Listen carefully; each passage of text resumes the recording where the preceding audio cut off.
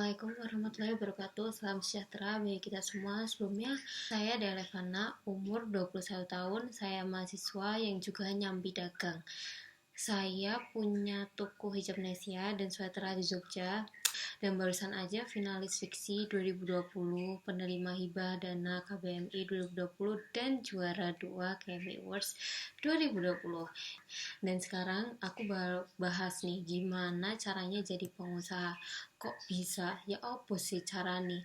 Mudah, mandiri, produktif, dan berkah pastinya.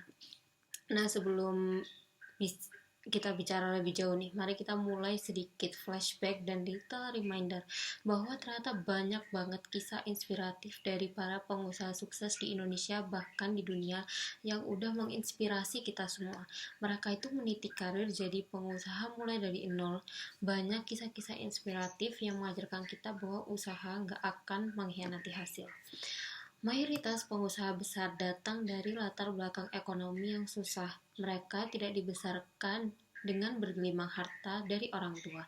Sejak kecil mereka telah ditempa oleh kesusahan hidup. Mereka biasa hidup dengan kondisi yang sangat memprihatinkan. Tapi tanpa putus asa mereka terus menjalani kehidupan, menumbuhkan kekuatan dalam diri mereka sendiri. Nah, kita semua sudah tahu kan pasti ya bahwa siapa itu Jack Ma. Sosok inspiratif sang pendiri Alibaba yang juga menjadi role modelku selama ini. Jauh di negeri Cina sana ada orang yang serba kekurangan pada zaman dahulu. Saat masih muda, ia tuh adalah salah satu orang yang lamaran kerjanya selalu ditolak oleh setiap perusahaan yang dia lamar. Pasti nyesek ya. Tapi apakah ia lantas patah semangat? No, nyatanya kini ia menjadi seorang pengusaha terkaya di Cina dan menjadi seorang owner perusahaan terbesar di Cina. Dan apakah Jack Ma itu seorang berpendidikan tinggi? Ia profesor. Apakah Jack Ma itu punya banyak koneksi orang-orang wow, besar, investor, atau pejabat saat ia masih muda? Dan pada saat awal ia merintis karir, jelas enggak ya, enggak sama sekali. Ia tidak memiliki semua itu. Ia berangkat dari nol, literally nol besar, dan ia membangun gurita bisnisnya sekarang kita ketahui dengan nama Alibaba dengan tangan kosong. Modalnya itu hanyalah tekad, kerja keras, tanpa putus asa. Pendidikan yang tinggi enggak menjamin kesuksesan. Ingat ya, kita sekarang hidup di zaman dimana keterampilan dan juga motivasi dalam diri sendiri itu menjadi sumber dan modal utama untuk meraih kesuksesan. Lalu apa sih sebenarnya keterampilan yang harus dimiliki oleh seorang pengusaha itu sendiri? Nah, wirausahawan yang sukses harus punya keterampilan untuk menciptakan peluang. Pengusaha harus bisa melihat kesempatan jadi peluang usaha dalam lingkungannya. Nggak usah jauh-jauh, dalam lingkungan kita aja sebagai mahasiswa, contohnya. Dan mayoritas pengusaha yang telah berhasil kemudian telah mempekerjakan orang-orang yang lebih pintar daripada mereka, yang memiliki pendidikan yang lebih tinggi.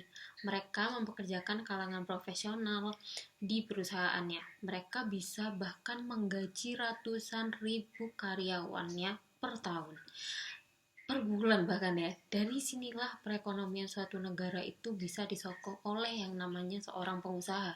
Angka pengangguran berkurang dan pengusaha adalah mitra utama pemerintah untuk menciptakan peluang kerja tersebut dan memberantas kemiskinan pastinya. Jadi, kita yang masih muda ini intinya memiliki peluang yang terbuka sangat lebar, luas untuk jadi sukses seperti mereka. Jalannya adalah dengan menjadi seorang youngpreneur atau pengusaha muda. Masih ada cukup banyak waktu bagi kita yang umur 20-an ini ya, khususnya bagi para milenial, generasi Z pun juga boleh untuk merealisasikan mimpi-mimpi kita untuk menjadi kenyataan. Masih ada begitu banyak tenaga, peluang, kesempatan untuk kita membuka usaha apapun jenis usahanya ya. Entah itu kalian mau dagang ternak kambing lah, tambak lele lah, nggak usah malu, nggak usah berkecil hati. Karena kita nggak akan tahu ya hasilnya seperti apa. Dan mumpung nih kita tuh masih muda, bukalah pikiran kita seluas-luasnya. Lihatlah setiap peluang dari seluruh sisi lingkungan keseharian kamu. jadikan itu sebagai usaha. Dan tantangan terbesar kita sekarang ini ya justru bukan berasal dari teman lawan atau keluarga bahkan, tapi dari diri sendiri. Lawanlah semua ketakutan yang muncul. Lawanlah pola pikir takut gagal yang ada dalam hati.